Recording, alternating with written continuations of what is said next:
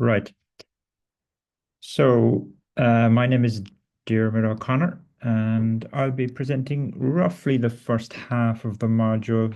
I might come back in at the latter end as well, maybe on week 11 and 12, and Frank will take up the rest. So, on Friday there, I gave ye the link to this website which we will use to host all of the material for the module. So all of the lecture slides, labs, lecture recordings, etc. And in this section over here, which is where the lecture recordings will be, I told you that there was a short video which I essentially just clicked out of last year's first lecture, which introduces the module, and hopefully people have had a chance to just look over that. Essentially, there are three topics, I guess, that we cover: client-side rendering web apps, serverless as a platform, and infrastructure as code. They would be the three topics that we cover. Um, Assuming people have had a chance to look at the video, are there any immediate questions from that? No. Okay. I should also say, for me anyway, if you've got any questions that you want to put to me during a lecture, then it's better maybe that you uh, just speak the question rather than type it into the the chat area in Zoom, because I don't tend to keep an eye on what's happening on the chat area. So just don't be shy and feel free to interrupt me if you've got any question as we work our way through uh, any particular topic. The So it's very much a practical uh, module in the sense that there's lots of programming in it. And fortunately, there's one language that we can use for all aspects of the module, and that's going to be the TypeScript language. There are probably other choices as well, although when I think about it, not really, because if we're going to have client-side rendering web apps, some part of that is going to have to be JavaScript stroke TypeScript. But I can use TypeScript for the serverless backend part, and I can also use TypeScript for the infrastructure as code part. So it's just going to be one language throughout. I'm assuming everybody is a competent programmer, but you may not have come across TypeScript before. I am assuming everybody is familiar with JavaScript and the other web technologies, so we're not going to cover that.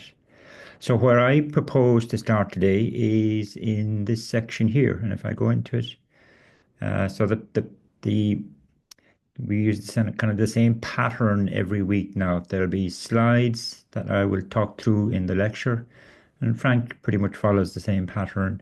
And then there's a lab, even though I've labeled this homework, this is really where the lab material is.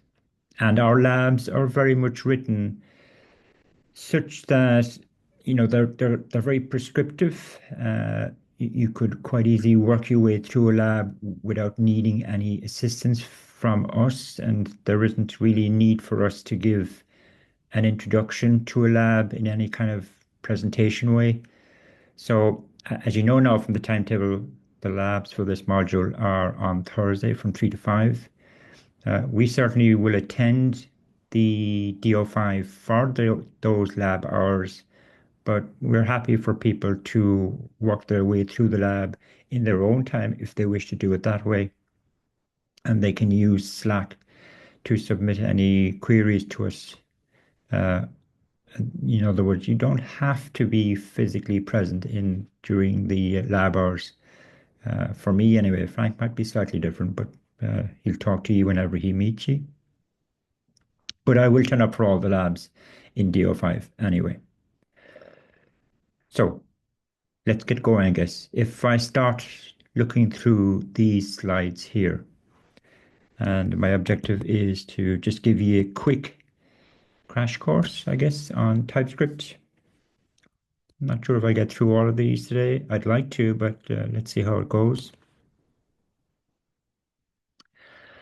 My slides don't tend to have a lot of text on them, but this is the exception, or one of the exceptions to the rule. So I'm just giving you some interesting background information on TypeScript. And you've probably read it, certainly read about TypeScript somewhere before, and you may well have done some programming in TypeScript, playing around with it, and that's fine. Uh, the thing is that to remember is that TypeScript is a compile type language. You cannot run. There is no kind of runtime environment for TypeScript. It's a compile time language. And what it compiles uh, to JavaScript. So JavaScript is the runtime language. TypeScript is the compile time language. And okay, it came from Microsoft. They're the creators of the language. It was the person that designed the language. This guy here, Anders. Never too sure how to pronounce his surname, but he based the TypeScript language on something called ECMAScript. ECMAScript is, as you know, the specification for the JavaScript language. And he based TypeScript and that specification, that ECMAScript specification, it kind of evolved over the years from starting from around 1994-ish onwards. And there were various iterations of the ECMAScript specification because there are various iterations or versions of the JavaScript language. But he based the TypeScript language on version 4 of the ECMAScript specification and version 6. Version 4, as you can see there, dates way back to 2000. In version 4 of the ECMAScript specification, what the ECMA people tried to do was to enforce a type system onto the JavaScript language. JavaScript is, as you know, a dynamically typed language. What does that mean? That means you can declare a variable in JavaScript, and on one line, you can assign one type of value to it, like maybe a numeric value. On the very next line, you can assign a string to that same variable, which is a different data type. And on the next line after that, you can assign an object to that variable. So the variable, its data type is dynamic in JavaScript. That has lots of benefits, but it also has lots of downsides, which is really why TypeScript came about at all. It is to overlay a type system, a strict kind of type system on top of the JavaScript language. That's kind of essentially what TypeScript is. Anyway, he based it on ECMAScript 4, and in ECMAScript 4, as I was saying, there was an attempt to introduce a type system, a statically typed system onto the JavaScript language, and essentially it was abandoned. But he picked the ball up and ran with it. And also he used ECMAScript 6, which was a kind of fairly uh, um, what would I say? It was kind of a revolutionary version of the ECMAScript stroke JavaScript language in that it introduced classes and lots of other good standard modern programming constructs into the JavaScript language. So anyway, that's just by the way. And you know, the people that are very significant in the JavaScript world, when they saw the TypeScript language, they liked it. And there are some comments down here from very significant luminaries in the JavaScript world. For example, there's one quote there from Bernard Ike. Bernard Ike. Does anybody know who Bernard Ike is? No? Sorry, just give me one sec now. Oops, sorry. Bernard Ike is the individual who essentially, this guy here, He's the guy who designed the JavaScript language in around 1994-ish. And he's coming towards that the one thing that TS got right was type inferencing, which is something we'll talk about in a while. And essentially, if type inferencing wasn't part of the language, it's quite likely that TypeScript would never have caught on. Let's move on. I always like to show this every year. It hasn't changed much in the last couple of years, except for this year. There's been a fairly significant change, but it's not actually a change that relates to TypeScript. But you can see there, TypeScript is this is every year the GitHub do a survey of all of the repos on the GitHub platform and what languages are being used on those repos. And they kind of publish this information in a report. And so what this is telling us is the top languages on the GitHub platform, and TypeScript there has risen to position number 3. Now, you must remember that of all the languages that are listed there on the right, TypeScript is the youngest of them, or the newest of them. So, the fact that it has got to third place is a measure of how important the language is to the software development community. The other interesting thing that happened this year, which again has nothing got to do with this module, is the fact that Python has switched from position 2 to position 1 on this graph.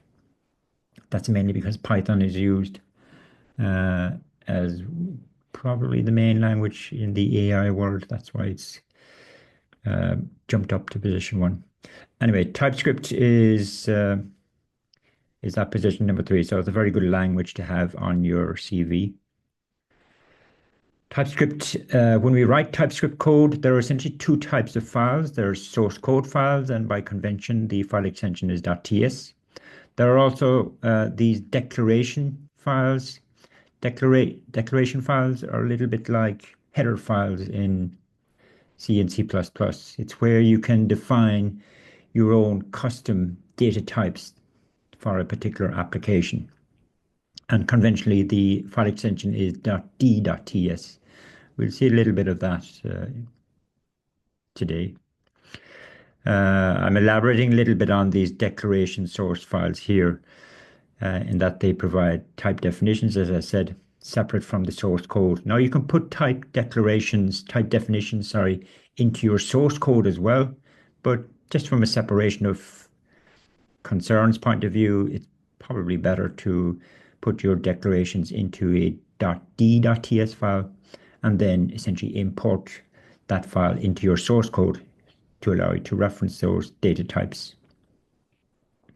Another place where these .d.ts files are used a lot is in JavaScript libraries. The TypeScript language uses an awful lot of more traditional JavaScript libraries. We couldn't throw out all of the JavaScript packages that have evolved over the years. We really need to make those available to our TypeScript programmers as well. But they are JavaScript and they don't have any data types declared within them.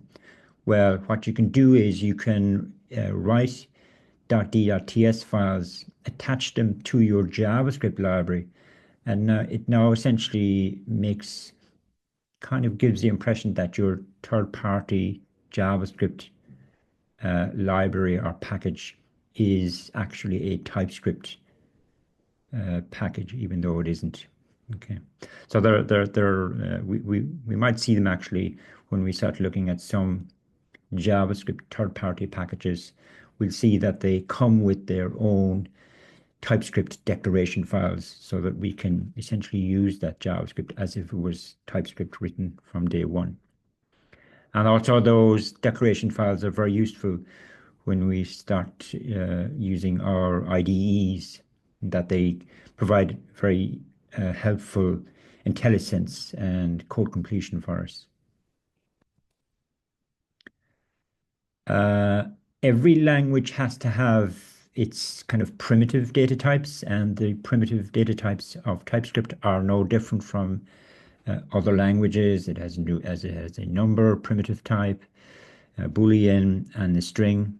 Now the rest here then are kind of come from the JavaScript world. So there is a null type, primitive type built into TypeScript, and we're familiar with null from other languages. There's also, excuse me, there's also the undefined type. Now that comes directly, that's unique to JavaScript. Does anybody know when would a variable have the undefined value? There are two cases in JavaScript when you declare a variable, and if you console logged that variable, you'd be told its value is undefined.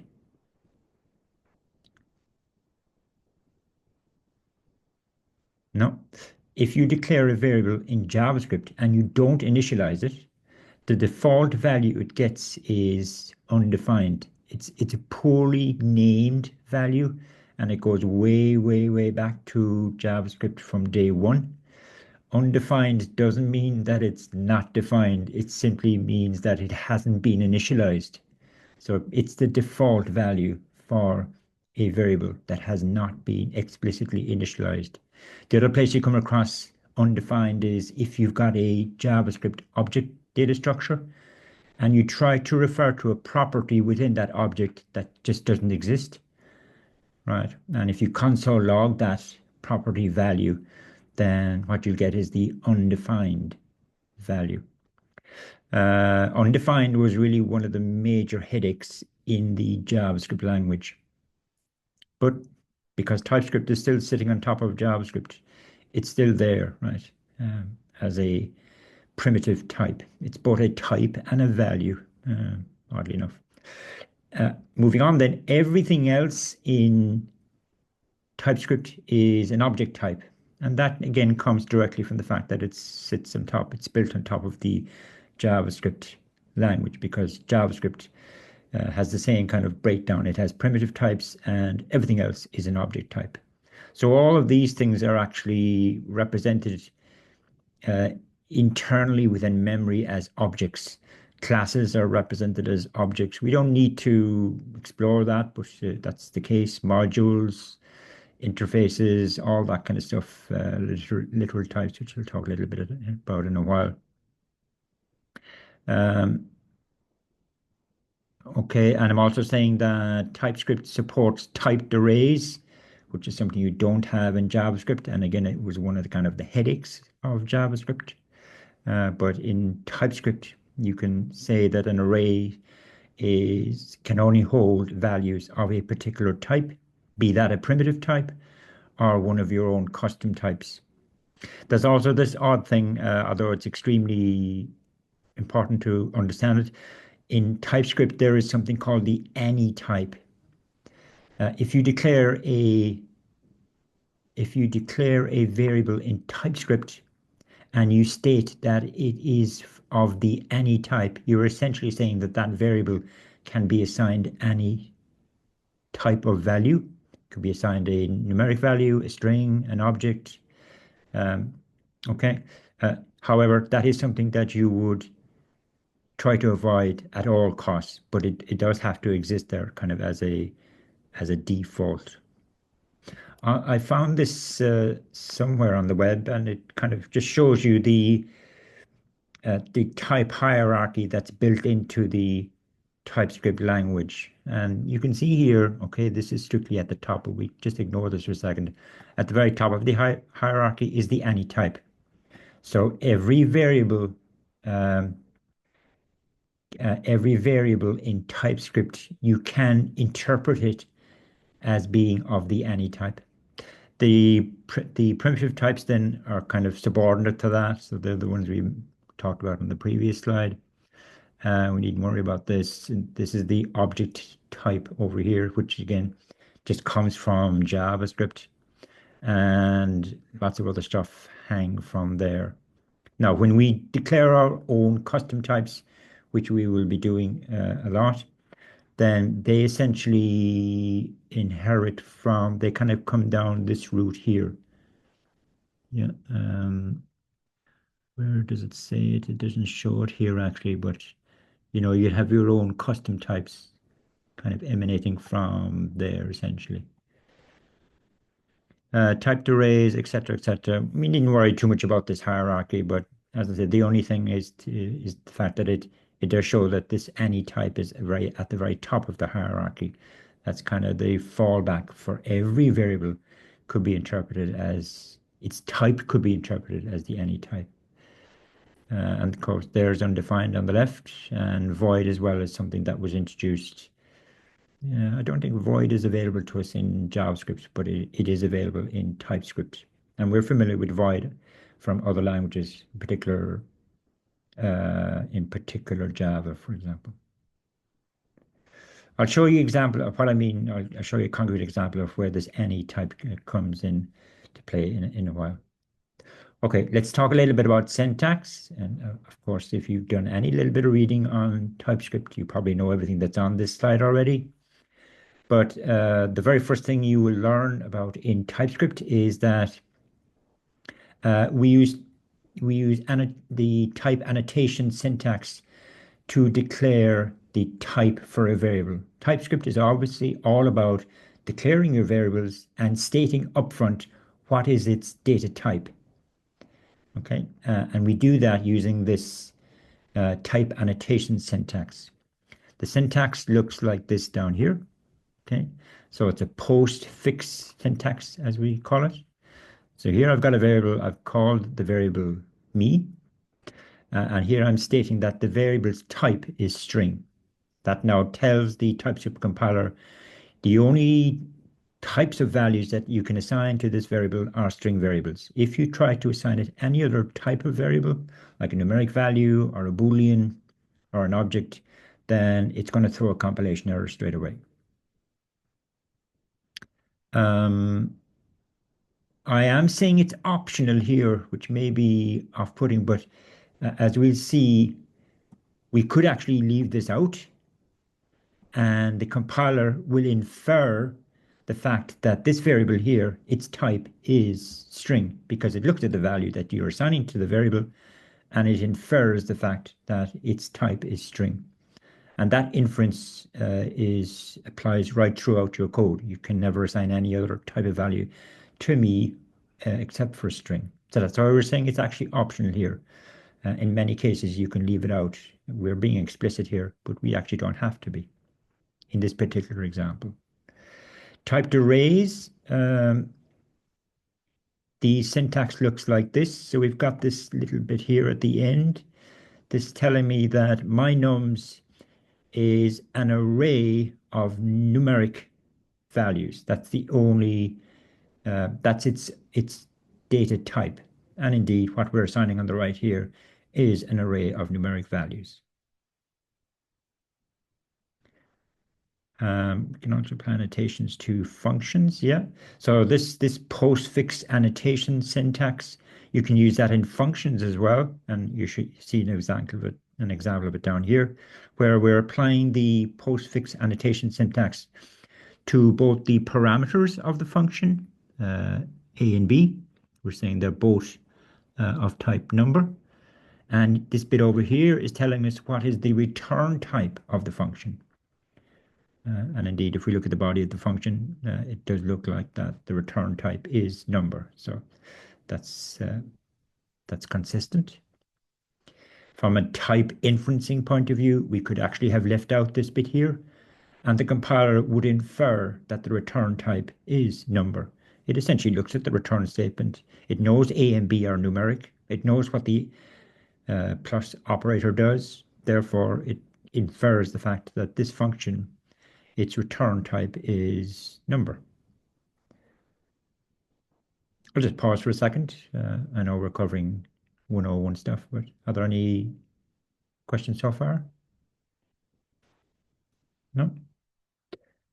Can I just go back to the very first slide? Actually, something I didn't mention back here. This URL here, or this GitHub repo, is a repo that you can clone for yourselves.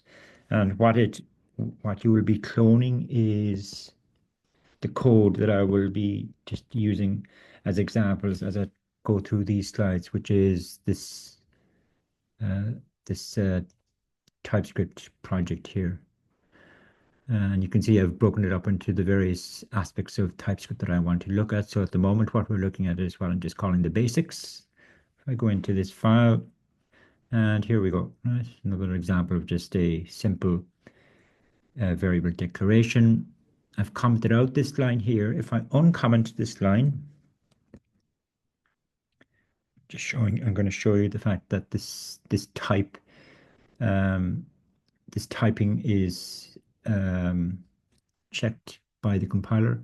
You can see here now, okay, what am I doing? I've declared a variable called mynum here. I've said it's of type number and I've assigned a numeric value. But on the next line, then I'm trying to assign a string to that.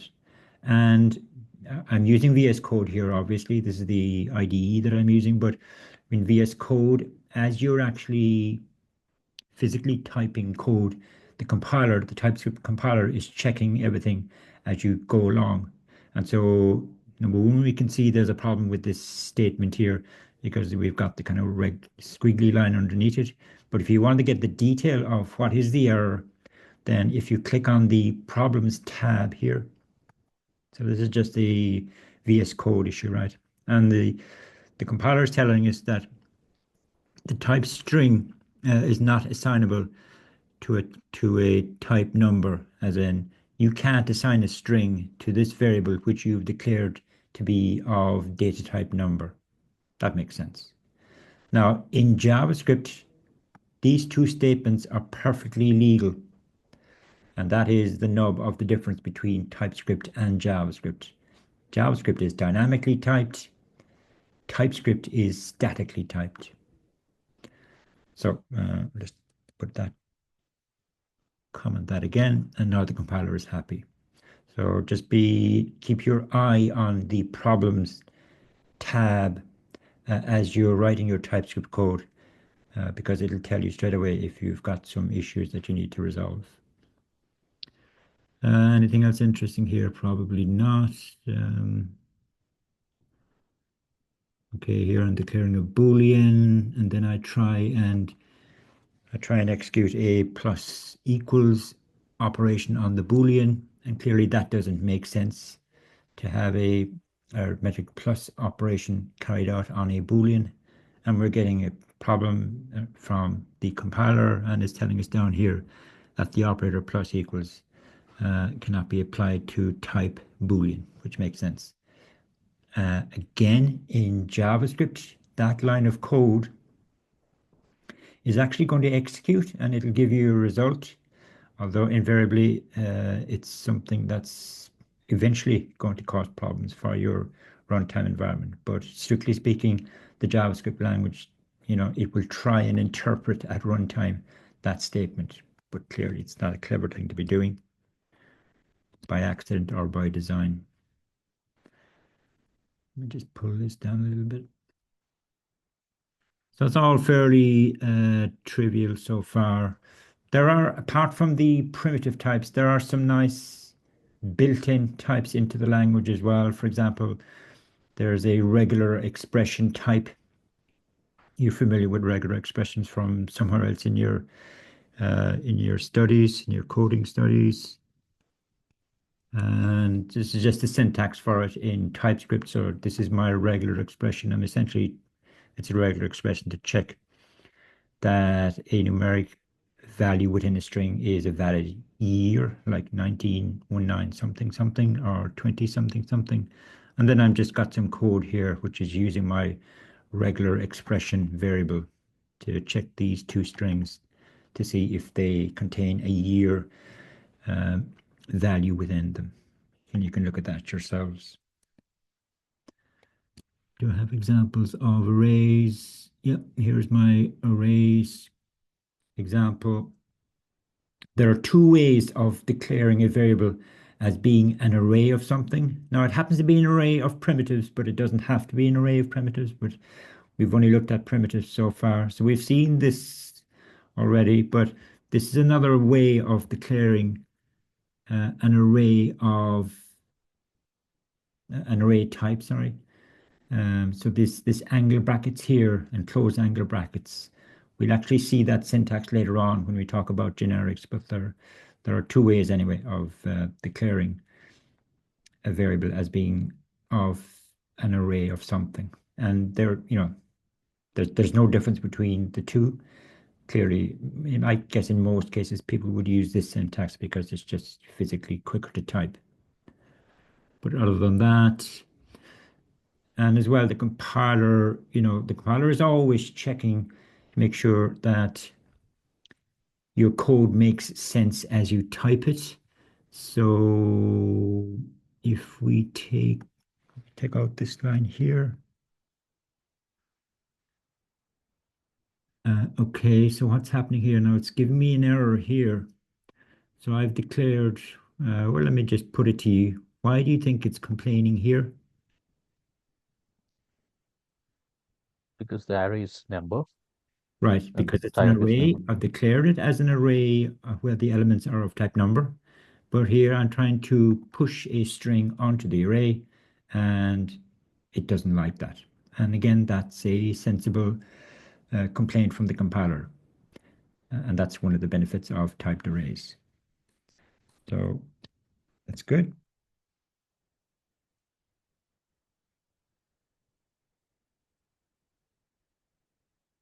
Okay, let's go back to my slides. Where were we? Let's type annotations. TypeScript has classes, but really it's using the classes syntax from JavaScript. And I'm not going to talk my way through the code on the right. Everybody is familiar with the class construct. And so it has all of the aspects of classes that you would expect, like private members, public members, and all that stuff. Just by the way, in JavaScript, classes were introduced in version 6 of the ECMAScript specification.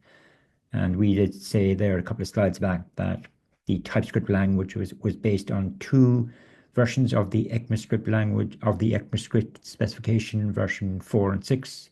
And so version 6 is what gave us the ability to use classes in TypeScript. But they're borrowed straight from the JavaScript language. It only supports single parent inheritance. That's okay. Declaring classes. Super. Okay. You can look at the code on the right yourselves. But as I said, there are no surprises in there. TypeScript also supports interfaces. And again, I'm assuming people are familiar with interfaces from the other object-oriented languages that they've studied. So I don't need to explain that other than to say that it only supports it supports, sorry, multiple inheritance. So you can have classes that implement multiple interfaces. We won't see an awful lot of classes in this module. It'll mainly be functions that we'll write. But I'm just covering them in the slides just for completeness. The next thing, which is new possibly to you, and it's unfortunate that they decided to use the name interface for this as well, but so be it. So there's this concept of an interface data type. Now we're starting to move into the realm of defining your own types. Okay, the language has its own primitive types and some built-in types, but clearly you'd like to be able to declare your own custom types. And one way of doing that is by using this interface data types syntax. So an interface data type here tells the TS compiler about the shape, sorry, of an data object. So you're telling it if what properties a particular object can have, and if there are other properties outside of the interface data type, then you want the compiler to complain. Let's see an example of it. Here's the syntax here for declaring an interface data type. Again, as I say, it's unfortunate that the syntax looks very similar to that slide there. Okay, but interface data types only apply to object shape, the shapes of objects, as in what properties the object can have and what are the types of values that the properties can have. We know an object is just a set of t-value pairs. We know that from JavaScript. So here we're saying we're essentially we're defining a new data type, custom data type for ourselves. The name I've decided to give the data type is the person name, and it is a type that applies to objects. The object can have two properties that are called first and last, and both of those properties are of type string. And here I'm declaring a variable and I'm saying its type is person. Therefore, this object here, the me object, it can only have two properties called first and last, and the values of those properties have to be strings as dictated by my interface data type declaration here. Okay, that's pretty straightforward, I think. I'll just go back to the code to see if there's anything other than that. Let's see, interface data types, first and last. And from a compiler point of view, you don't get it when I just show you code. You don't get the nice intelligence that built in to the language. But if I just get rid of this, supposing I'm just beginning to declare my me variable. Now, of course, I've got an error here right now because while this is valid syntax, an empty object cannot be assigned to a variable of type person because I've defined person to have, it must have, these are essentially mandatory properties. You can have optional properties as well, but you'll see them in a second. And so if I begin to flesh out my my variable declaration, the compiler is actually going to help me, telling me, look, the property you probably want to type is first. And that's, again, really nice thing that you don't get in JavaScript. There's no assistance from JavaScript. So the compiler won't let me declare a person object that's either missing some properties or that has properties that are not valid. And then it'll also check to make sure that I'm assigning the right value to the property. So if I try to assign the value 12, nope, doesn't like that, and so on. So this kind of intelligence that's built in to your IDE because of the uh, static type system that's built into TypeScript is really nice when you're working with it. Let's just undo all of that.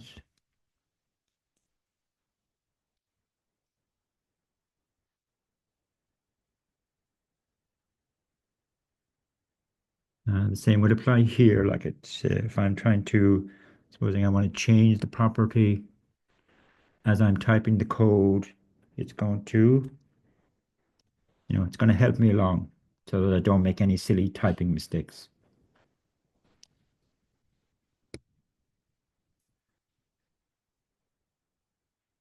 Something you cannot do in TypeScript is this. Okay, I want to add a new property called address to the me object, but that isn't going to be allowed. Whereas in JavaScript, that's perfectly legal. You can expand an object structure in JavaScript at runtime, but it's not allowed in TypeScript. Now, there are ways around that if it's something you really do need to be able to do, but so far we're not allowed to do it. Back to here, type aliases. Initially, when you read about type aliases, you kind of think to yourself, aren't they really the same as interface data types? And they are initially, but type aliases allow you to do a lot more than interface data types allow you to do. Both type aliases and interface data types, they allow us to declare our own custom data types. And so we've got some examples here where we're using the type alias syntax. Now, if you look at this example first, you'll see that, okay, I'm declaring a type, custom type called point, and it has two properties, both of type number. Now, you would say to yourself, can I not do the exact same with the interface data type syntax? And the answer is yes. They are essentially the exact same. There's just tiny differences between the syntax though, whereas we use the equals here. I go back to the previous, um, there's no equals operator in the interface data type declaration. So that's from a syntax point of view, that's a mistake that beginners may make.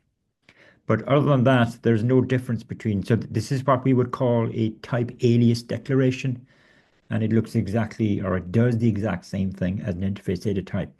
However, type aliases allow us to do other things as well. So one thing we can do is declare what's called a union type, and here's an example of it. So I'm declaring a custom type called alphanumeric. And the way you interpret this on the right is you're saying that an alphanumeric variable can be a string or a number. And indeed, on the next line, I'm declaring a variable whose type is alphanumeric, and I'm assigning it a number. So the compiler will not complain. This underlining here is not a compiler error. That's just something that's built into VS Code. You get this underlining if you declare a variable and you don't use it. So that's why that's appearing there, but it's not an error. On the next line, I'm declaring another variable of type alphanumeric, and I'm assigning it a string. And that's also valid from the TypeScript compiler's point of view, because I've said that an alphanumeric variable could be assigned a string value or a numeric value. But this is an example now where type aliases have more flexibility than interface data types. Something else we can do with type aliases is declare what are called literal types. So I'm declaring a type here called pet category. And what I'm actually saying here is that whenever you declare a variable whose type is pet category, the only values that that variable can have are the string cat, the string dog, or the string goldfish.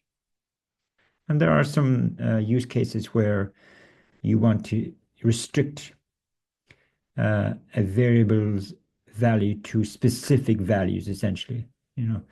If I was to declare pet category of type string, then that would mean potentially we could assign any type of string to a pet category object, but we don't want that. We want it to be specifically one of these three.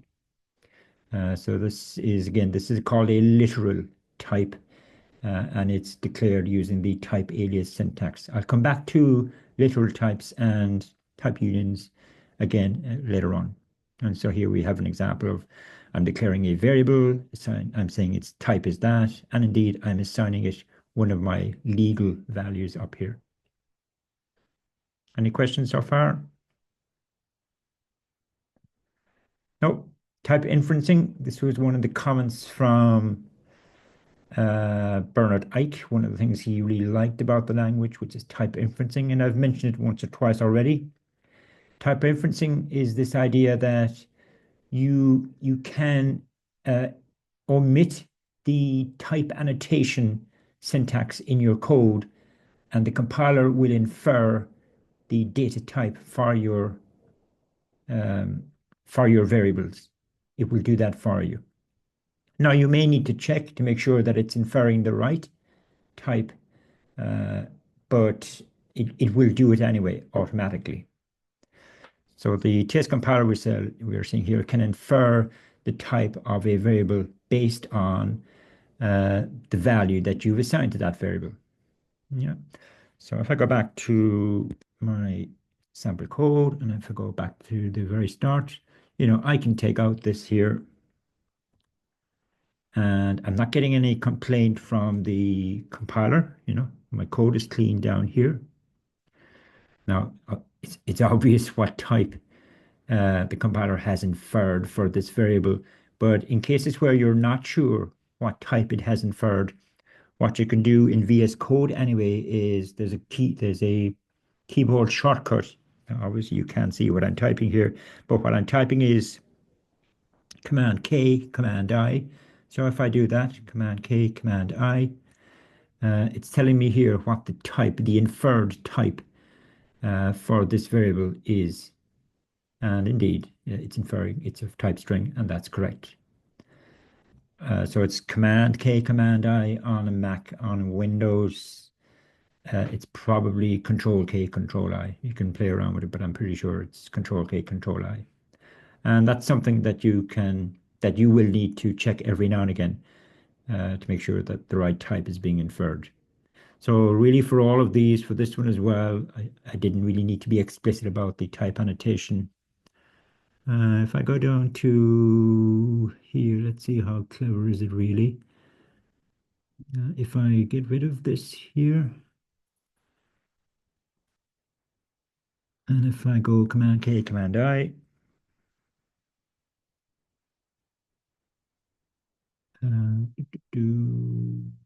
no, it hasn't been clever enough there, I don't think. And I wouldn't expect it to either, really. Uh, is it? Just let me just check. No, it's not inferring it there. It's just saying that the shape of the object looks like this. Or am I missing something? No, okay, so that's all right. Do that. Uh, to go back to here, right? And I was talking about this any type. Supposing I explicitly say that this is of type any. Okay, so there's no compilation error. It's happy. What that will mean, though, is that I can now go my string, my string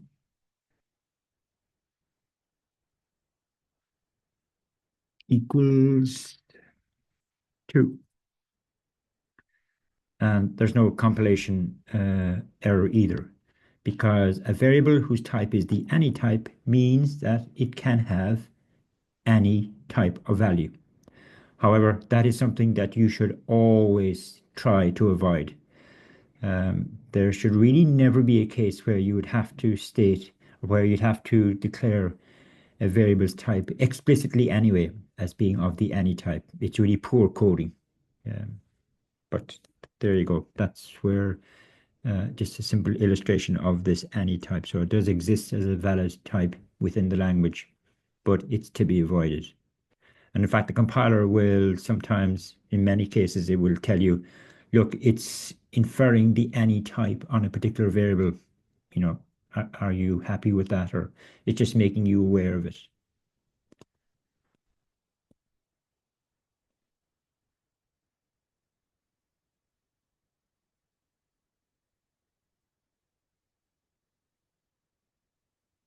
Back to my slides. So that's type inferencing and the Command K, Command I keyboard shortcut for assistance. The type inferencing, even though we haven't looked formally at functions yet. Sorry, what am I doing here, friend? Okay. So here I've got an array of person objects, and they're all valid person objects. And down here, I'm filtering over my array of person objects, and I'm assigning the result to this variable here. But I'm not stating the type of this variable, so the TypeScript compiler will infer it. But of course, we know that when you use the filter function on an array, the result that's returned is an array, number one, and the type of elements in that array are the same as the type of the elements in your source array.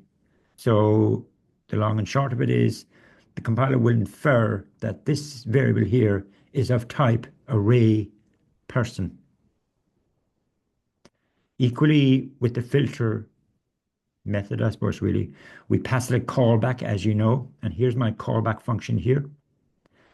And here's using the arrow syntax.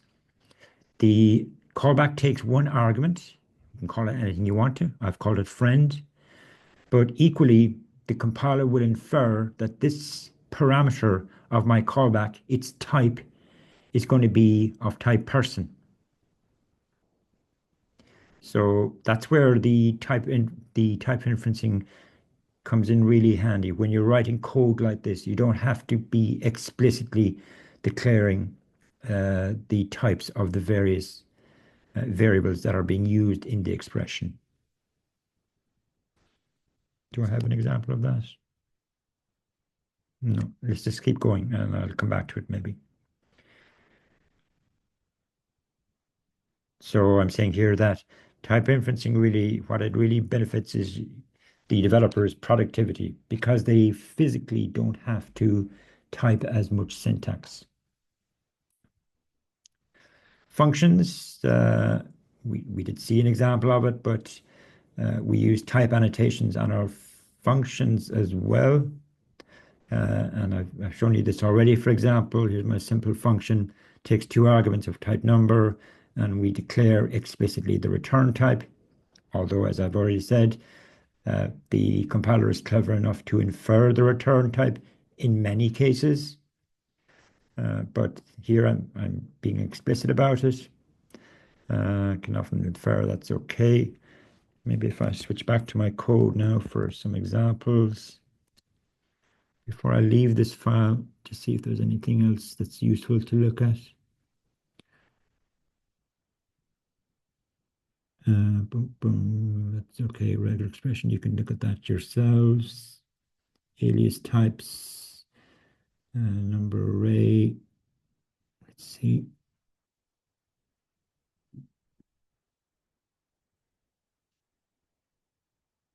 Well, again, if I, probably too obvious, but if I uncomment this, it's complaining here because mynums is declared as an array of numbers and it doesn't like me adding, I think we've probably had that already actually. I think I've shown you that already, sorry. Let's keep going. Interface data types, I've talked about that.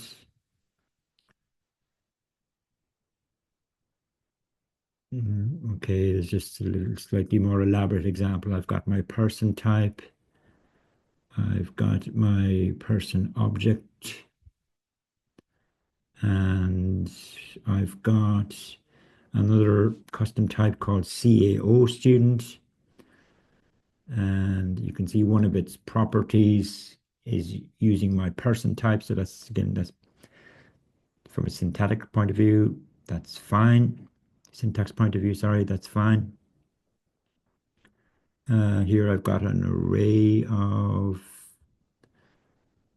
strings, that's okay.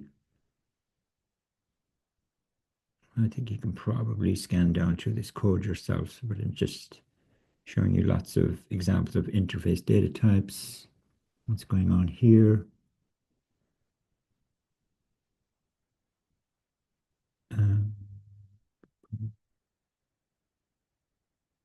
Okay, it's just, it's just lots of examples of interface data types being used. Type aliases, we've seen all of that, I guess. I've got a course type. I've got an academic entity, which could be of type course or of type CAO student. And CAO student was declared using the interface data type, whereas course, you can see there, was declared using the type alias syntax. So you can mix those up as much as you want to. These two here do not have to be declared using the type alias syntax. And okay, I've got a function Maria, a function that takes one parameter of type academic entity, and presumably within my implementation of this function, because academic entity could be of type CAO student, or course, I do have to check within my code, well, which is it? So what I'm doing here is I'm checking to see, does the parameter contain the property code? And if it does, then that means it must be of type course. Because if you look at CEO student earlier on in this file, it does not have a property of type code. So you do need to, as we say, narrow down which particular type a parameter is if the parameter's type could be one of a number of types.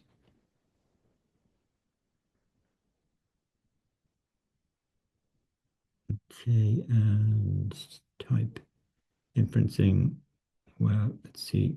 Is there anything useful?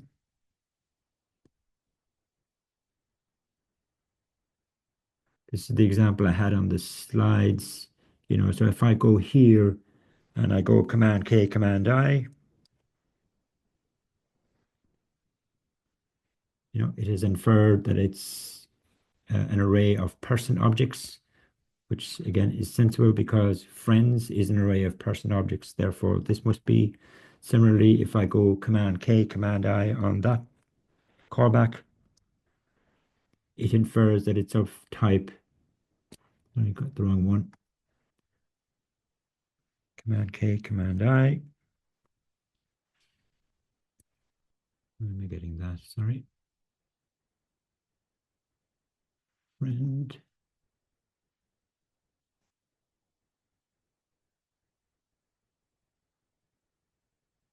Right, it's inferring it as of type person, which again is correct based on the code.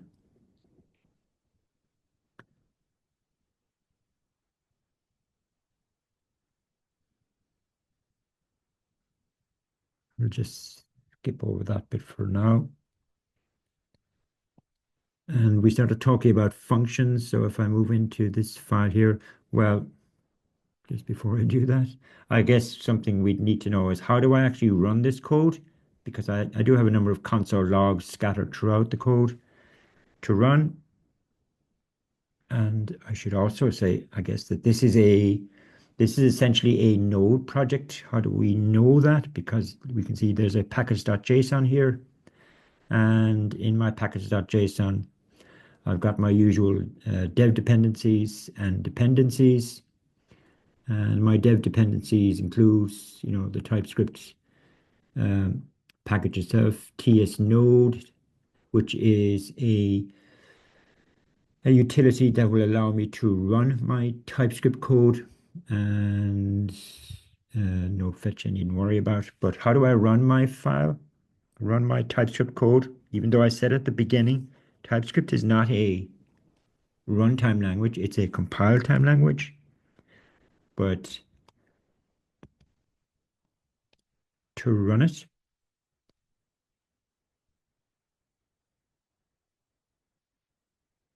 you go npx, you've done npm install now, presumably, npx ts node. I'll explain this in a second. And then refer to your particular file. So in my case, it's in the source folder. It's in the 01 subfolder.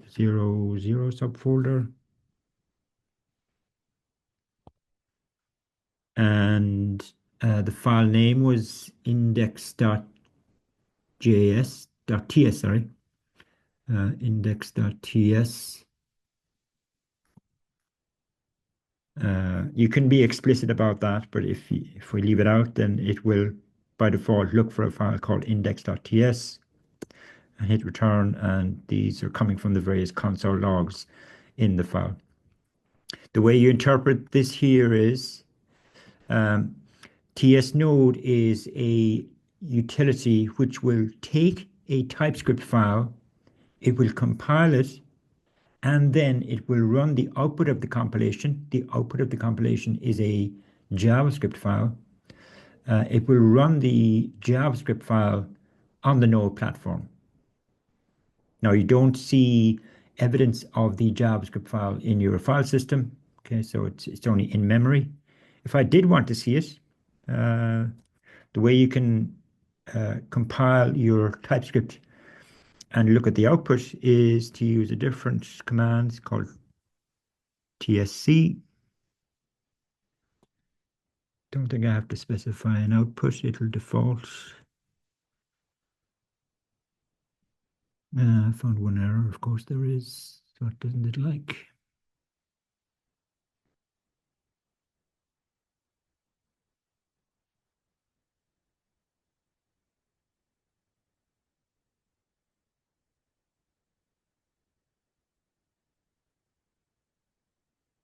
Maybe I do need to be explicit about it. Index.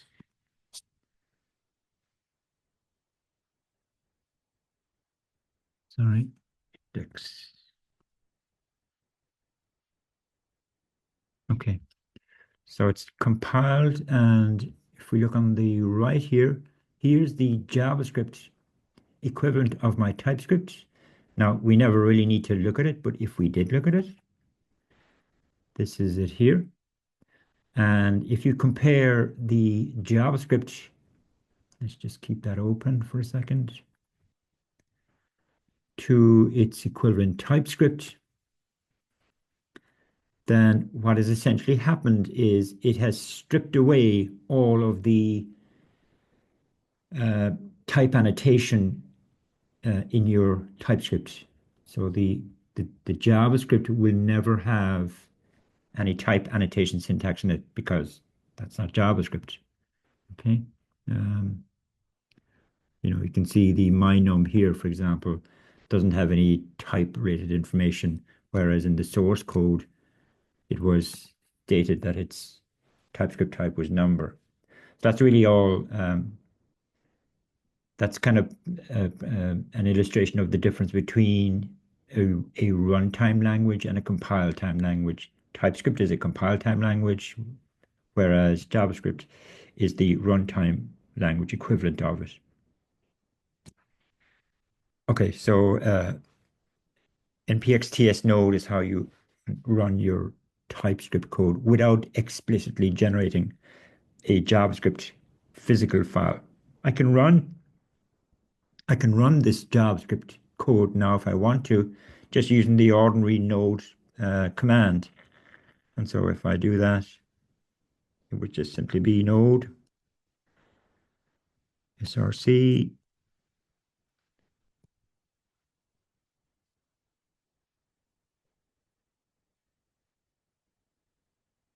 I think I need the index.js, but put it in it anyway. Index.js. And I get the same output that I got when I ran the tsnode command earlier on up here. Okay, so that's how you uh, run your TypeScript when you're playing with the language. I'll just pause for a second again in case there are any questions. No, all fairly straightforward.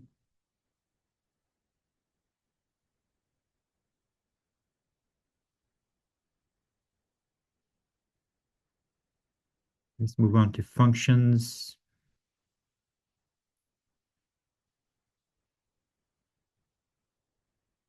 We've seen this already. And if we look at the syntax, the TypeScript syntax for arrow functions, slightly clumsy looking initially. So I've got a function here using the arrow syntax called add strings. And so here's where we're declaring essentially the signature of my function. Okay, saying it's taking two parameters, both of type string, and the return type is string. And we know the arrow syntax is the JavaScript arrow function syntax. And here's the body of my function, which is fairly trivial.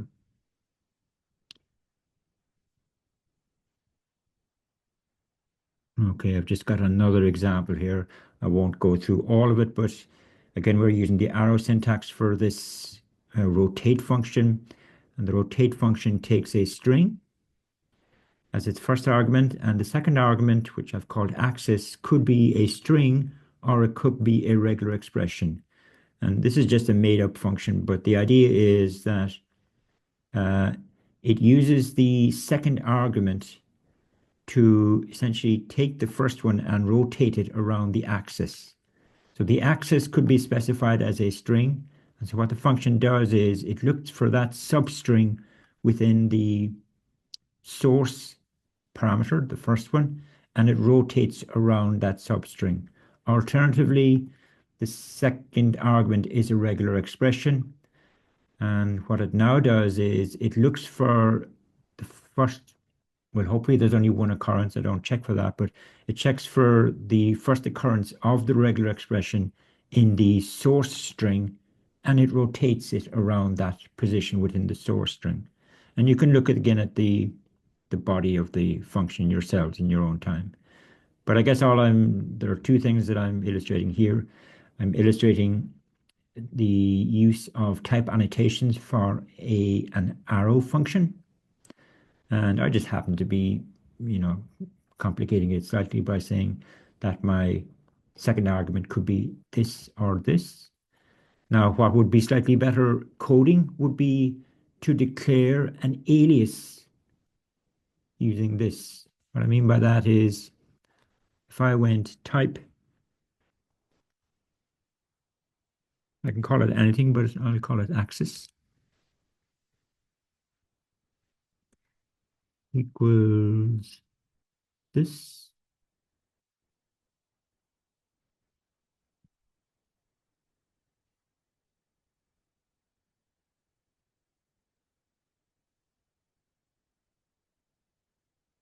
And then down here, say that axis is of type axis.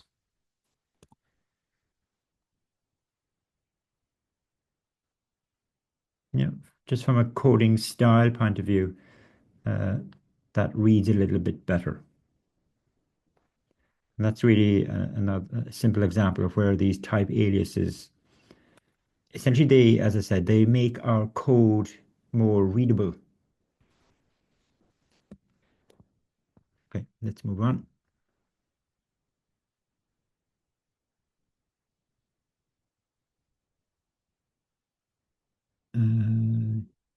Higher order functions. Okay, let's go back to the slides maybe. Oh yeah, okay. Higher order functions. We know what higher order functions are from JavaScript. A higher order function is a function that takes a function as a parameter. Now, strictly speaking, a higher order function could also return a function as the return type, but we won't look at those examples. We'll think of it more in terms of where one of the parameters of a function is itself a function. And so we've got an example here, right? And from a syntax point of view, the question is, how do we declare the type of the function parameter? In this example here, we've got a function called print console. Doesn't do anything interesting, but it takes two parameters. The first parameter is type string. The second parameter is a function. Now, by convention, we refer to the function parameter as a callback. It's just a generic term that we use. So I've used that here, even though it's not very meaningful. It's not a very meaningful name, but it serves the purpose for now anyway. So this parameter here is a function parameter. And what we need to do is to declare the signature, the allowed signature for this callback parameter. And so the way you interpret this is the callback parameter, it has to be a function that takes one parameter where that parameter is of type string and it returns a string. So whenever we invoke this function, the second parameter has to be a function, and that function has to honor this signature here. The other thing that's just, by the way, is sometimes you may have functions that don't have an explicit return statement, as in this one here doesn't have an explicit return statement. So in that case, we would say that the return type for this higher order function, its return type is void. But again, if I left that bit out, the compiler would infer that the return type is void. But back to the main point of this slide here, which is when you've got a function that takes a function as a parameter, how do you declare the type for that function parameter? And it's using this syntax here.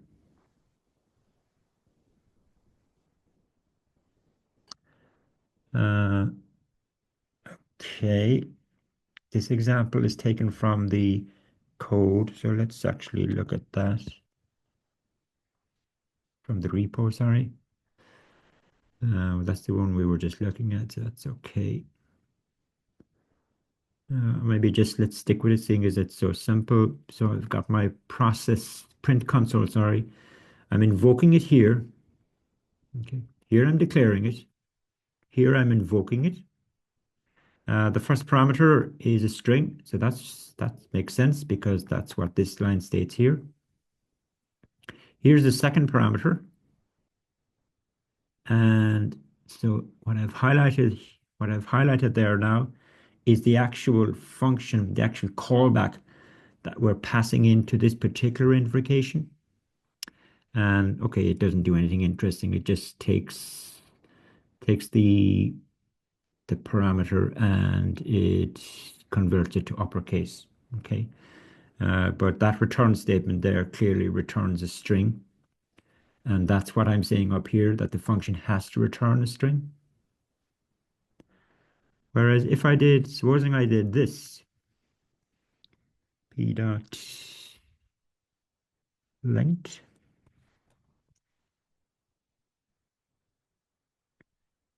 Now, there's a complaint here from the compiler. Does anybody know why is it complaining, or what is it complaining about?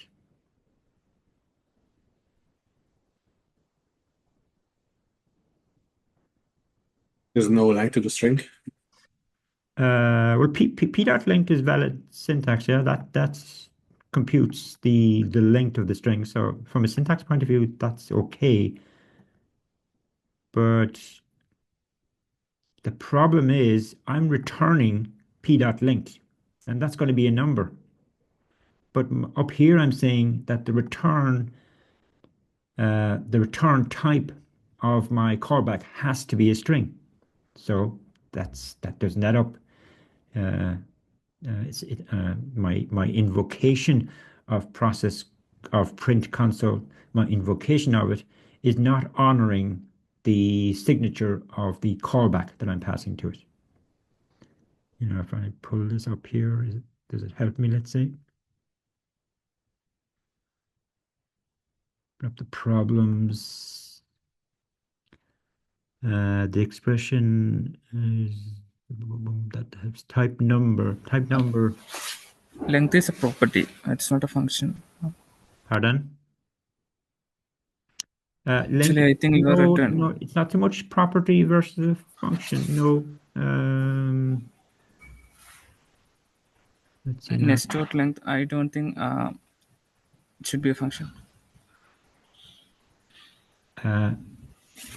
Sorry, just give me 1 second.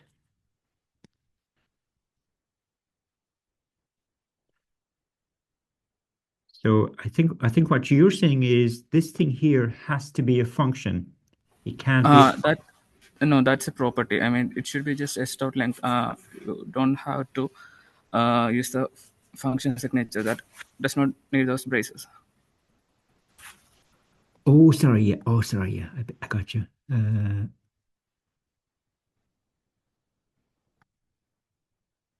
Yeah. That's not what I meant to show, though. It's still complaining. It's still complaining here. Now it returns a number. Now it returns a number. But why is it complaining here? It should be a. It should be a The string. should Yeah, be no, the you're right. function Yeah, it should be a signature. string. Yeah, you're right. Sorry, you were right in that I should not have I shouldn't have interpreted length as being a function. But the point that I actually wanted to get across is the latter point, which is this function here, this actual function is not consistent with what I'm saying the function signature should be. Yeah, okay. Let's move on to another example of callbacks. So I've got here something called a function called array mutator. And the idea is that we pass it in an array and it returns an array where each element in my input array has been mutated. And the mutation is performed by the second parameter to my function. It kind of controls the mutation. So, okay, I've got array mutator. You have to pass it an array of numbers. The second argument, it looks like it's a callback, and I've given it a sensible name this time, mutate. And this function has to be a function that takes one parameter of type number and it returns a number. Okay, and here's the body of my function, and I'm just using the map, the array map, passing that in. That's okay. And here's my invocation, an example of an invocation of it. Although before that, I first of all just have a simple declaration of a local function called selective decrement. Using the arrow syntax, and selective decrement is a function that takes one parameter of type number. I'm letting the compiler work out the return type. So if I go Command K, Command I,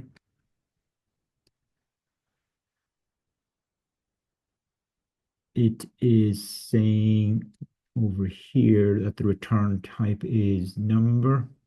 I know this is slightly different now to the way we actually physically type it, but the way you interpret this is it takes a number and it returns a number.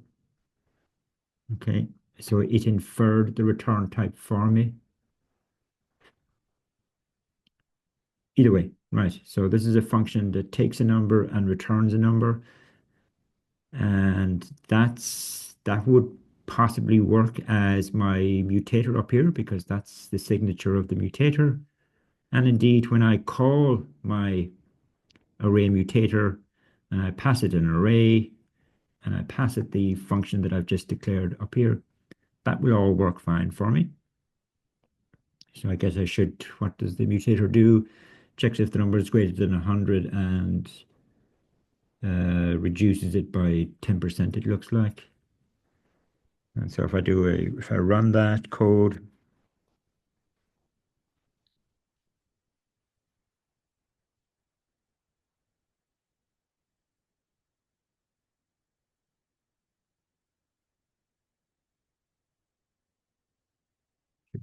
to run it for you, I guess, but oops, what did I do? That optional 0, 1.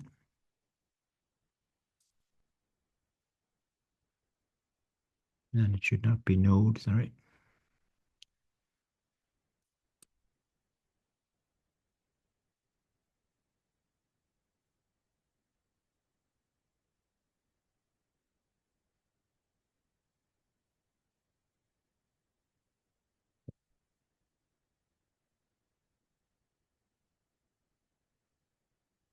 What am I doing wrong?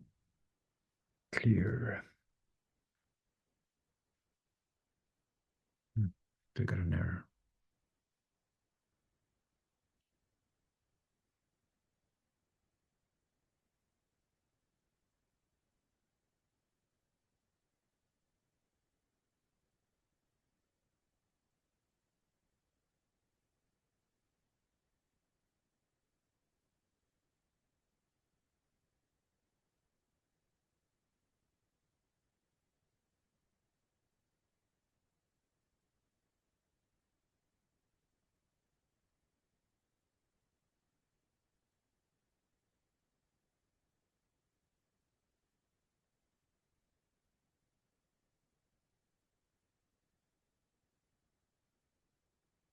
So I think it's probably this one here, is it? Which one is it?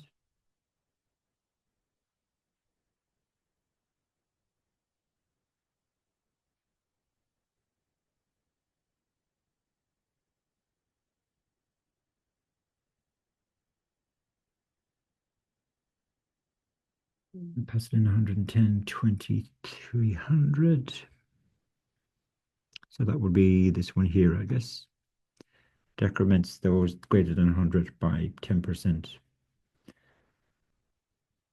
Okay, let's keep going.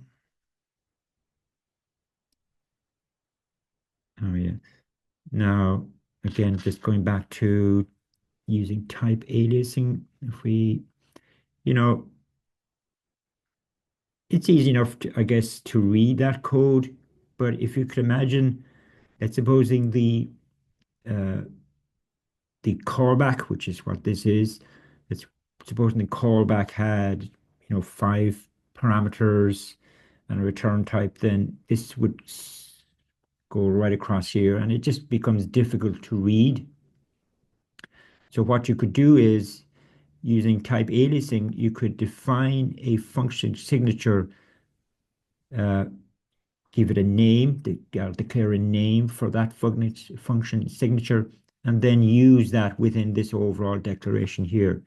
So what I mean by that is, if we go down here, you can see here I'm using type aliasing here to declare a data type for myself. Sorry, not a data type, Freudian slip.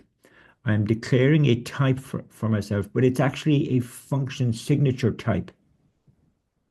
Yeah, called mutation function. And then wherever I need to use that in my code, which is here, I can use this arguably more expressive kind of syntax. Okay, so this is another illustration now where type aliasing is a lot more powerful than just interface data types. So I'm going to repeat myself. I can use type aliasing to define a type for a function signature. Okay, moving on. And okay, we're moving into the realms of promises now, which is, again, I'm assuming people are familiar with promises from the JavaScript world. Here I've got a function. Okay, it's just a makey-uppy thing, but I've got a function that takes a string, which is meant to represent a URL. Probably should have used some sort of regular expression, but anyway. And it returns a promise, right? And I've just hard-coded it to return a promise of a string. Now, where I'm going with this is, and I'm not stating here what the return type of this function is, right? But if I go Command K, Command I, the compiler has worked out over here that its return type is a promise of a string. And that's consistent with what is actually being explicitly returned here. And so this is another illustration of the power of type inferencing. Okay, this is a one-liners function, but in a multi-line function, it will still work its way through to infer the correct, in this case, infer the correct return type for our function. Similarly here, I've got another example, and in this case, what's being returned is a promise of a person, I think, isn't it? Yeah. So again, if I go Command K, Command I, it has worked out that the return type is a promise of a person type. Again, this angle bracket syntax, we'll see that where that's coming from when we talk about generics, but you can interpret, we can fairly make sense of what we're being told here, that the return type of the function is a promise, number one, and it's a promise of a person object structure.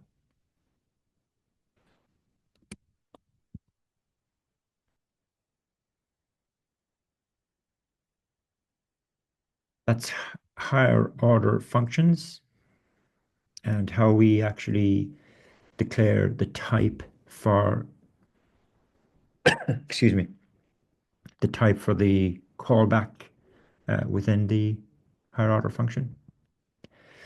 Next thing is optionals. When we talked about interface data types, we talked about it declares the shape of an object, but in the case of interface data types, as we looked at them back then, all of the properties were mandatory. You couldn't have an instance let's say, of a person that was missing one of the properties that were declared in the interface data type.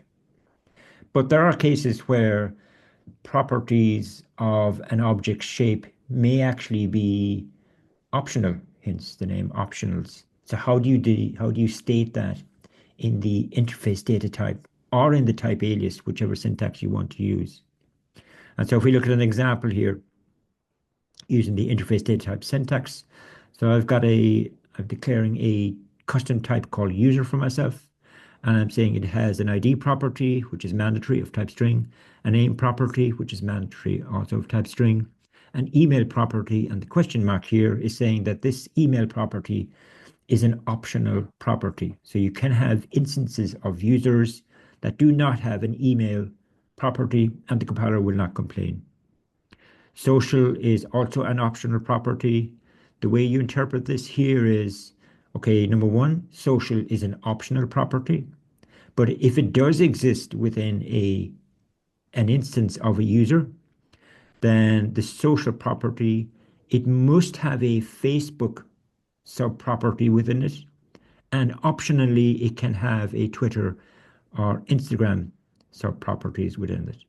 So the use of the optional syntax can be nested down within the internals of your interface data type. And it looks like I've got a status property as well, which is mandatory. If we go back to our code, just to clarify all of that, let's move on to the next folder, which is the optionals one. Okay, there's our user, interface data type, and we've got some instances then. So I've got Joe here who doesn't have an email, but he does have a social property, and it has the mandatory Facebook, but nothing else within it. So Joe is a valid instance of a user. Jane is also valid. She does have an email, but she doesn't have a social property, and that's still okay. And Jill is also a valid user. She has an email and a social property. And of course, we know that objects' properties, there's no order enforced. So, it's okay for the status property here to appear in a different position than in the actual interface data type. There's no sense that this is the first property, this is the second property. That's not the way objects work, as you know. So all of those variable declarations, Joe and Jill and Jane, they're all valid user instances.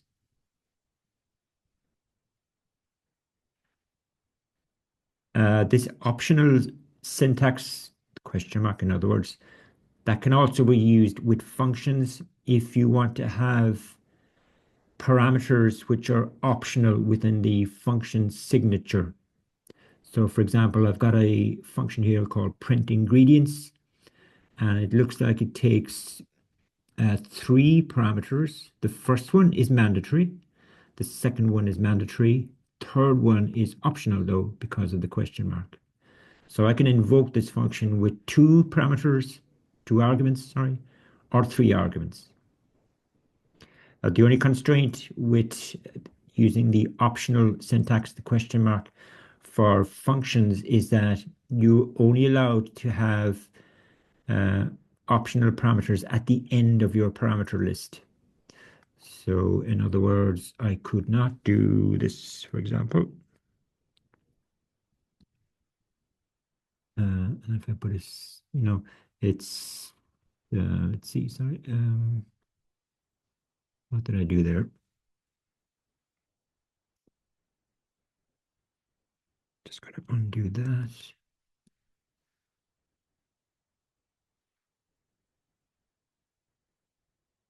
Right, this is what I meant to do.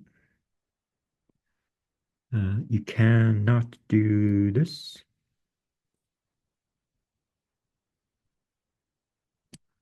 Sorry, I'm hitting the wrong keyboard sequence. Sorry. Let's try it one more time.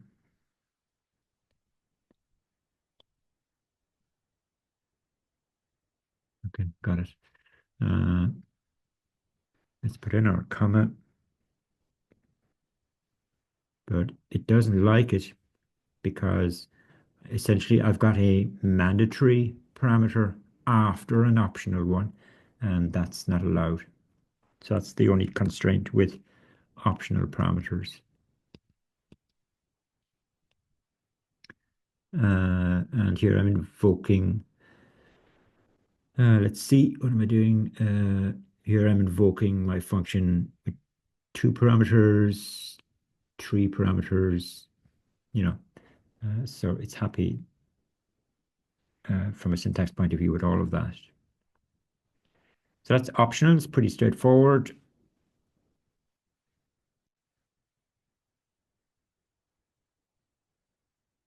Okay. Union types and type literals. I actually showed you an example of these earlier on, but I'm covering them formally here. I'm saying a union type is when a value can be more than a single type. And again, examples are probably the best way of clarifying this. So I'm declaring a type here called size, and I'm saying its value could either be a string or a number. And now I've got an actual variable called glass size. Its type is size. I'm assigning it a string. So from a syntax point of view, the compiler is happy. Whereas on the next line down here, I've also got another variable. Its type is size. I'm assigning it a number. It's meant to represent liters. And from a syntax point of view, the compiler is happy with that as well. So what we would say is that this size type here is an example of a union type. And the union here does not have to be primitives. It can be anything. Another example, I've got a type called role, and well, just to enforce the point that I just made there, let's say role in an academic context could be an instance of an object of type student or an object of type lecturer. And I'm declaring an actual variable here called Jane. Its type is role, and let's just assume that the properties in here are all consistent with presumably the student shape that I defined somewhere else in my code. Again, role is an example of what we call a union type. Literal types, again, we've seen one example already, but covering it formally, is where you declare specific values that are acceptable for a particular type. Now, literal types apply to either strings or numbers, Boolean as well, but there are only 2 values as we know for a Boolean. But so where we would mainly use it is for strings and numbers. And I'm saying they restrict the variables set of values, essentially, possible set of values based on the literal type declaration. Here's the example of a literal type declaration. So I'm declaring a type called degree nomination, and I'm saying any variable whose type is degree nomination, that variable can only have the value that, or that, or that, or that. And here we have a variable whose type is degree nomination, and it's assigned one of my legal, literal values up here. Yeah. See, is there anything interesting in the code?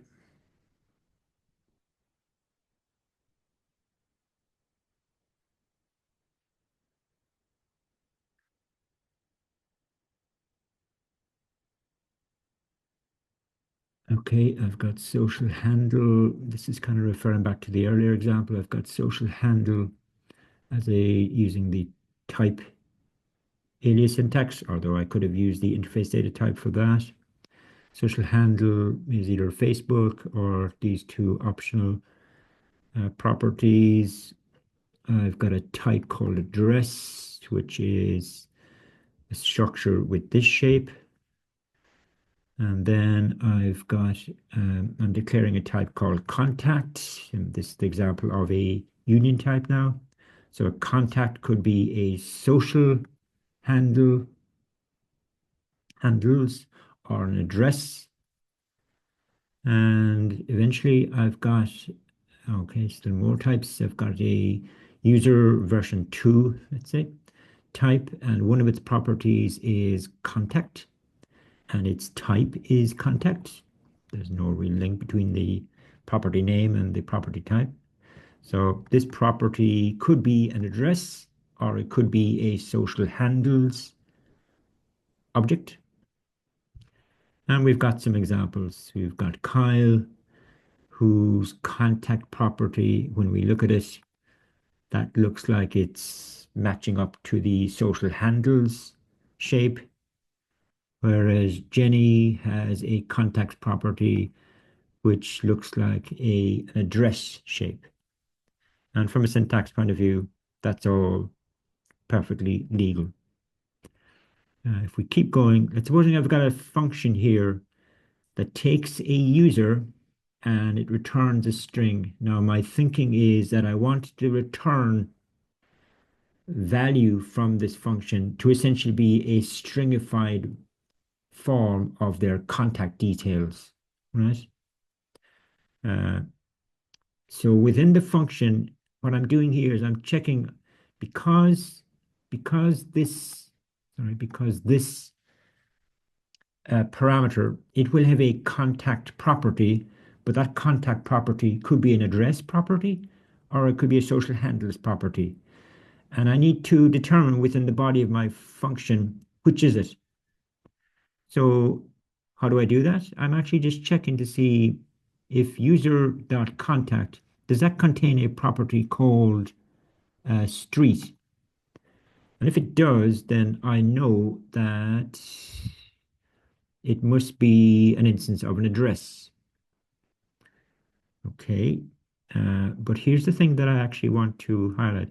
So if at runtime, if the flow of execution comes into this statement here, into the true side of this if statement, then that means that the expression user.contact will be an address object. And if I go Command K, Command I on this, see how it is actually worked out. The compiler has worked out that this variable here is a variable of type address. Even though, even though it could be of type address or social handles based on how I declared this object shape. Yeah, like if I actually, let's say I did this, let's put this up here, and I'll just call it something else.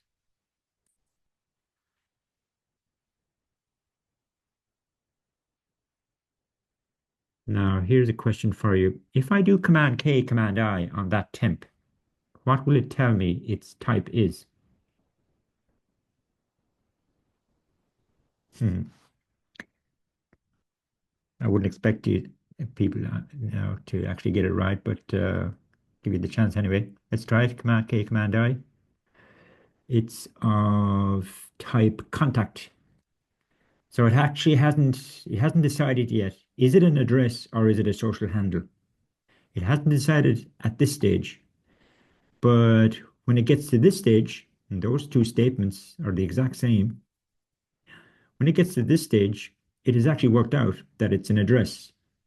That's something that's called type narrowing in the language. And again, it's another example of the power of the compiler. It can actually, it can follow the flow of execution and infer the correct narrowed type for a variable, as we've kind of just shown in this very simple example. Again, if I go Command K, Command I in this,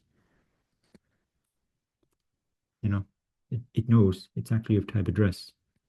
Similarly, so I've got a return statement here, right? That means the only time at runtime, the only time it's going to actually execute these two lines of code is if this, if this if statement was actually false, and that statement is going to be false if user.contact is a social handle rather than an address. And if I go Command K, Command I on this, again, it has worked out. It must be a social handle type. I wouldn't be overly concerned about that's fairly low level detail, but I guess all I'm showing you is how intelligent, I suppose, the compiler is. It can actually follow the flow of execution of your code. And it's doing that kind of at compile time. It's not running your code.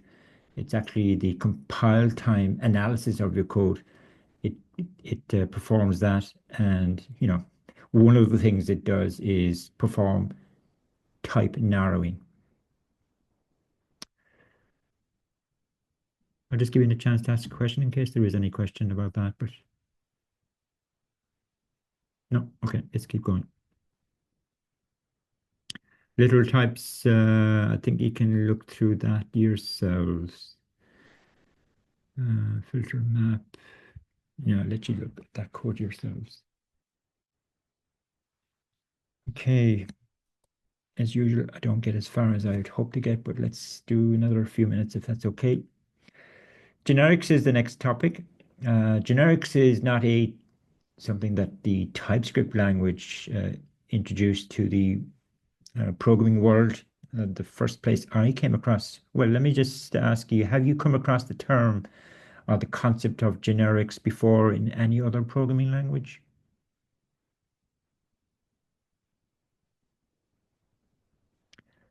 I think the first place generics was introduced as a programming construct was in the Java language, and it's decades ago now, so it's certainly not a unique to TypeScript. Many languages have it. And what generics allow us to do, well, okay, what up front we're talking about here, that software engineering is all about, well, one of the aspects of software engineering is about building components that are reusable. We love reusability of our code, reusable within a project or reusable across projects. And generics facilitates this reusability objective by allowing us to write, in the case of JavaScript anyway, for example, it allows us to write functions, but not just functions. It allows us to write code that can be reused using different data types. So the code is reusable using different data types as its kind of basis, if you like. So I'm saying it's not only well defined. Okay, well, let's see. Generics uses type variables. When we talk about a variable in a programming construct, in a programming context, a variable is something that has a value. But in generics, what we're allowed to do is have variables which can be assigned a type, not a value, and therefore those variables can be used in different contexts because the type that has been assigned to the variable can be different. That's kind of essentially what generics allows us to do. It allows us to have variables in our code where the variable can be assigned a type at runtime, and that dictates then what the code actually does at runtime. And we can apply this type variable to classes, functions, which we'll see. But we can actually also apply it to type aliases. So it's very flexible in terms of its usage. Here's an example of using generics in the context of a function. So what we want to do is we want to write a function, whatever functionality it performs, we want to be able to perform that on different data types, which would be a common enough kind of occurrence. Yeah. So how do we declare the function, and how do we indicate that this function could be applied to different data types? And so I've just used generic names now in this example. So my function is called process, okay, which is a fairly terrible name. But this syntax here is where the generics comes in. T, you interpret T here as being a variable, and it doesn't have to be T. It's just convention. We conventionally use capitalized letters, T, U, V, for example, but it doesn't. It's not restricted to that. So T is a variable, but this variable will be assigned not a value at runtime, it will be assigned a type at runtime. And you can see with it, we're using T within the actual declaration of my function. I'm saying the first parameter is of type T. The second parameter is type number, that's okay. And there's something going on inside the function. Let's not worry about the return type for now anyway. Here's the actual invocation of the function. And here is where I assign a type, an explicit type, to my T variable. So I'm assigning the person type to T. So wherever T appears here or in the body of the function, that variable, its type for this particular invocation, its type will be person. Yeah. And let's supposing person X is an object that I've declared somewhere else in my code, and indeed person X was declared as an object of type person. Here I'm invoking the same function, but in this case I want the function to perform its functionality on box objects. So box is some data type that custom data type that I've defined somewhere else, and it's doing whatever. So from a syntax point of view, it's this kind of angle bracket, close angle bracket, and variable name. And that's at, sorry, up here, sorry, beg your pardon. It's angle bracket, close angle bracket, variable name. And then when you invoke the function, you assign a type value to that variable, person or box in these two examples. Now, I do want to walk through, but I am not going to have the time to do it today. I know it's 5 past, but that's okay. So the next day where I'll pick it up is from there in my, you can look at the code yourself. If you go down into this section here, is where I have lots of examples of generics being used in a function, and I'm also using generics in a type alias. I've got a type here, and let's see, where is it appearing? Yeah, you can see here I'm using, it's an interface data type, it's called box, but here I'm using that's angle bracket syntax. So I'm using generics for my box declaration. Okay, but I will look at that formally the next day, but you can by all means look at it yourselves. And if I go back to the website before we wrap up, this is meant to be this week's lab. And if we go into it, in the various sections here on the left, I'm not sure if any of your lecturers in first year use this style for presenting their labs, but it's what we will use. But you can look here on the left, there are various sections that I want you to work through, and they're based on what we've been covering in the lectures. So we have done everything in relation to interface data types, functions, optionals, type aliases. So I think you will be able to cover all of these sections of this lab based on what I've done in today's lecture. You know, you can have a crack at the generic stuff by all means. And there's another topic called utility types, which I will cover the next day as well. But for this week, certainly people should work through the first 1, 2, 3, 4, 5 sections of this lab.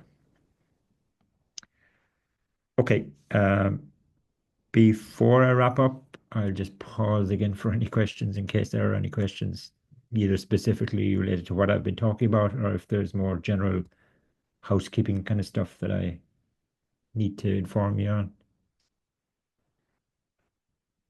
No.